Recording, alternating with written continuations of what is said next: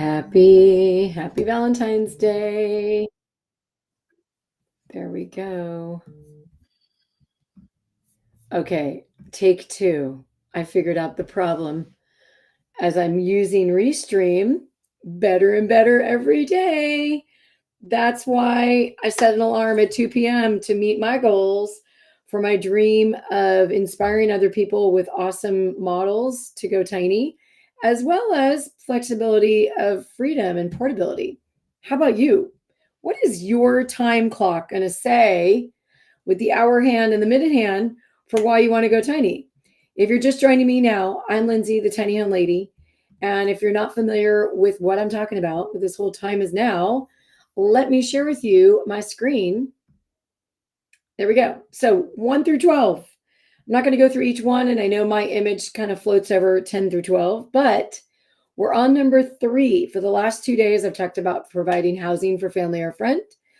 And number 2, be an example of a good housing model. That's my time. And number 3 is carbon footprint. So if your reason for going tiny, for adding an accessory dwelling unit in the backyard, barrels down to like your number 1 mission is that you can be better for the planet, 3 o'clock is going to be your jam. Okay.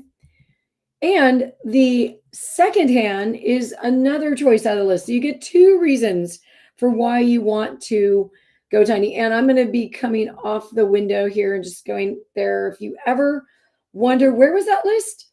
TinyFest.events on Instagram. That's TinyFest.events on Instagram. @TinyFest.events, because they've got it there for you. They've got this clock. They've got the list of 12 reasons. And when you come to the show, you're going to make the choice. And on your little name tag that we're still figuring out, you will draw in your reasons. So some people, mobility might be the very first one, and that would be at noon, right? I'm getting memorized in all of my different things. Taking care of the planet, 3 o'clock. Whether that's 3 a.m. or 3 p.m., it's up to you. But the whole goal is that you find your reasons, you set your time, and then you put it in your calendar, on your clock or calendar, to set an alarm just to show you. Oops, I did not set it for 2 a.m. No, I set it for, where'd it go? There it is, 2 p.m. every day. And it says movable showroom offers every day, because that's where I'm at, right? Been doing this for 6 years. I'm at a different place than many people that want to actually get just a home, either movable or modular. Backyard, raw land, development, community, you name it. So focusing on the lower the carbon footprint, I'm just going to include in there, all the things, zero waste, right? Just everything that sort of takes care of the planet, is sustainable. If that is your passion, 3 p.m. is for you, or 3 a.m. is for you. And I'm just so excited about tiny homes for doing that. Not only do you lower your footprint, so here's, I would say, top reasons. I don't know about the number, but number 1, smaller footprint, smaller heating and cooling. You are just not contributing to the emissions. Whether people believe in climate change or not, I don't care which side you're on, emissions cause pollution that are particulates. I worked in biodiesel for 10 years. Particulates are the things that you breathe. That's why we don't go around and putting our mouth on a tailpipe of a car. We know what comes out of there, not pretty. And when you get 7 billion people rolling around in transportation, that's a lot of emissions. Well, not only is it emissions from actual vehicles, boats, planes, trains, automobiles, the whole thing, it's also heating and cooling of our built environment. Commercial buildings, residential. So we pretty much have transportation on one side of the pie, and we have built environment on the other side of the pie, both of which contribute the greatest. And then we've got different sections of the pie, like how many, individual personal cars to trains, planes, buses, all the things contribute to the overall pollution of our planet. Now, we got a big planet, right? We got a lot of air out there. Oh my gosh, you see any images of space, or you flying, whatever. But it's the first time in human history ever, of the planet's history, that 7 billion people are on this planet, breathing, consuming, doing all the things, and we're not going down anytime soon, right? We're only going up. Even if, yes, there's different age generations that were more, like millennials and boomers are the biggest group. Did you know? So there's your waste consumption on just what you do for polluting and, for heating and cooling, which leads to pollution. We're doing a lot by just reducing our footprint. Another one is what we consume. If you have a small footprint, you can't go be shopping like you would for a large closet, right? Sure, you can have a storage unit, but let's just say, how many spatulas do you really need?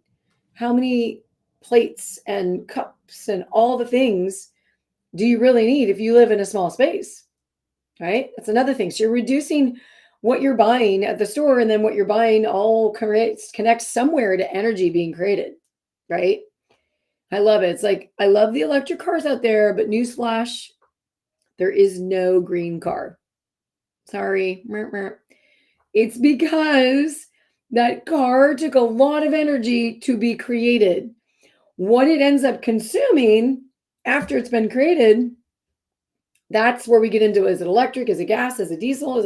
Is it hydrogen? I saw my first hydrogen car driving by. It's, open-minded here. It's not a bomb driving on the road. They wouldn't let us do that. Heck, some cars burn up in fire when they're electric, and we think they're amazing too. So, it's risky just being a human on this planet.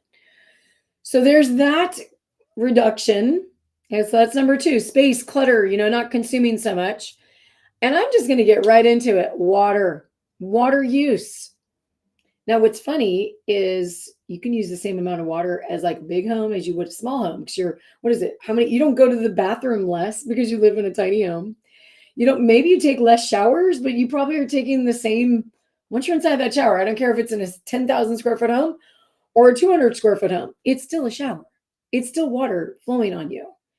How long of a shower you take, that's up to you, right? You got to figure that out.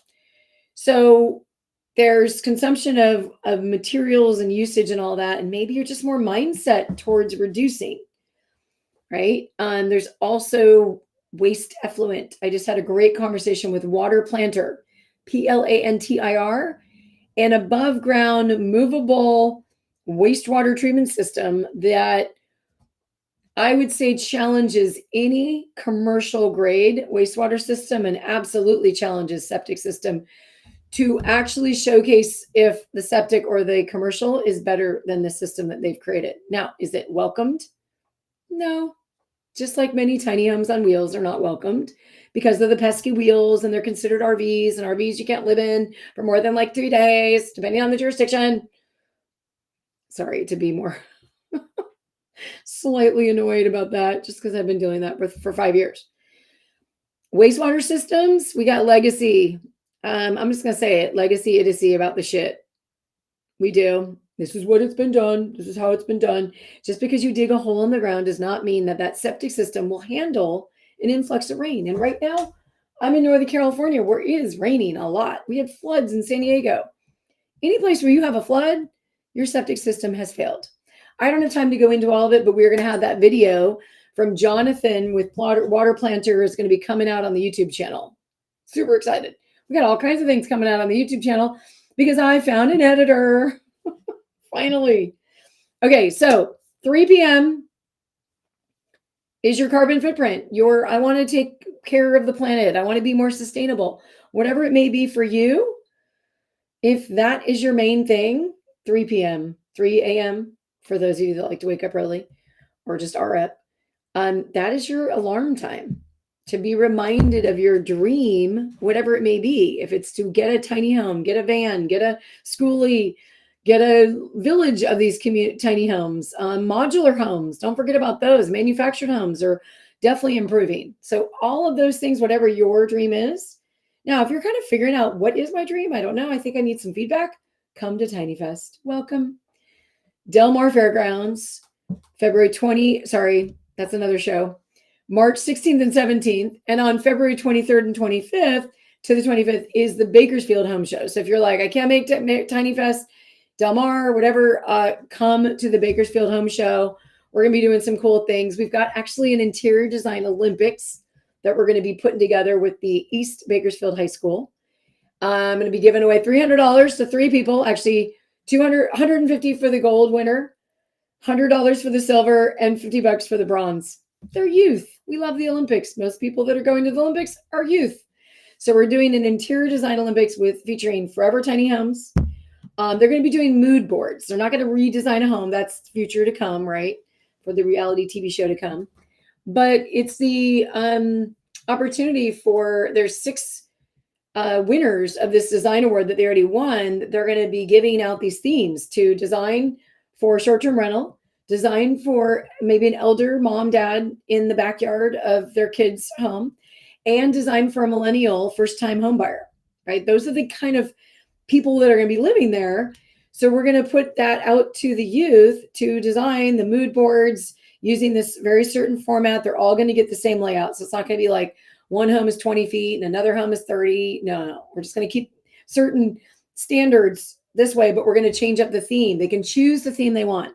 And the way we're going to judge, myself, Forever Tiny Homes, and Joaquin, the home show, Bakersfield home show leader, we're all putting in the money.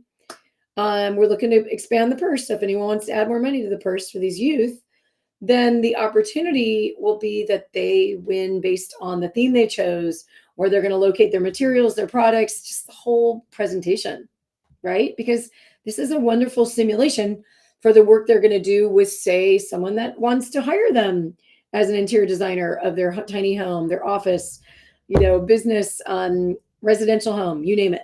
So we're really setting up these youth for success, and I'm excited to see what they're going to share. And we're also going to be taking this home, cross our fingers, to some news channels, and we're going to be doing a before and after. Before, when the house is just basic, nothing's there.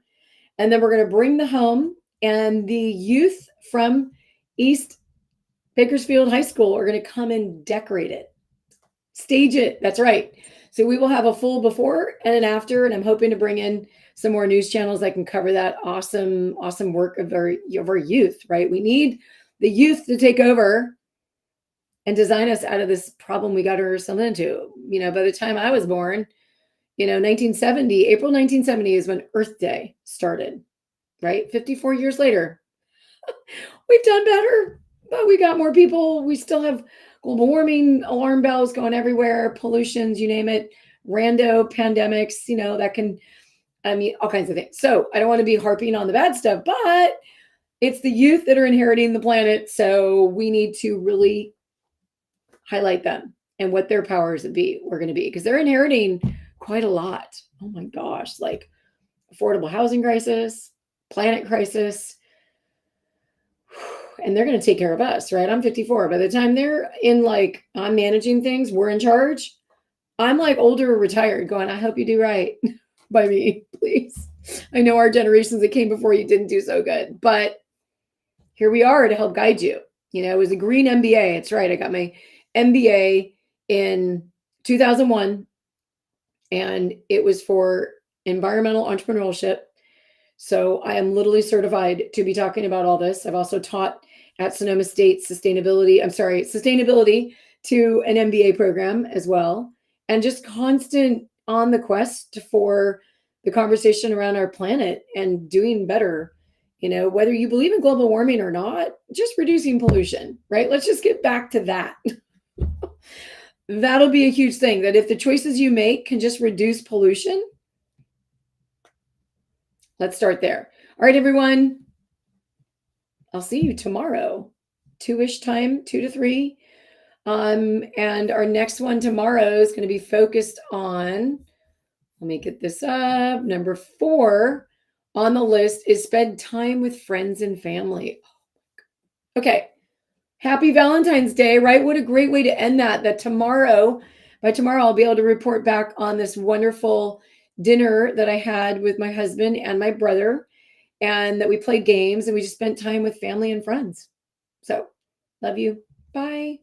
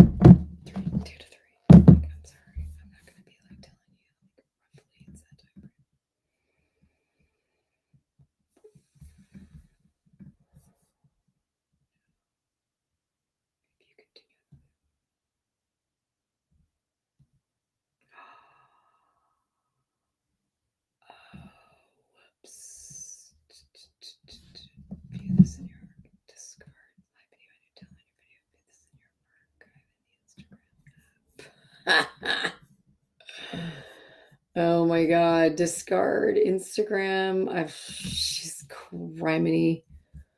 I'm sorry. Have you ever, is it just me? Or am I like, whoa.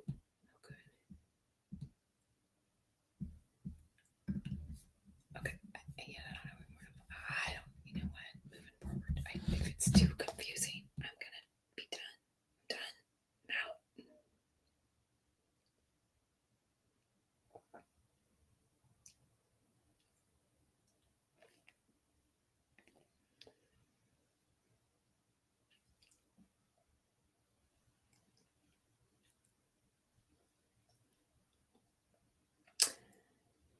Happy Valentine's Day. Happy Valentine's Day. Happy Love Day.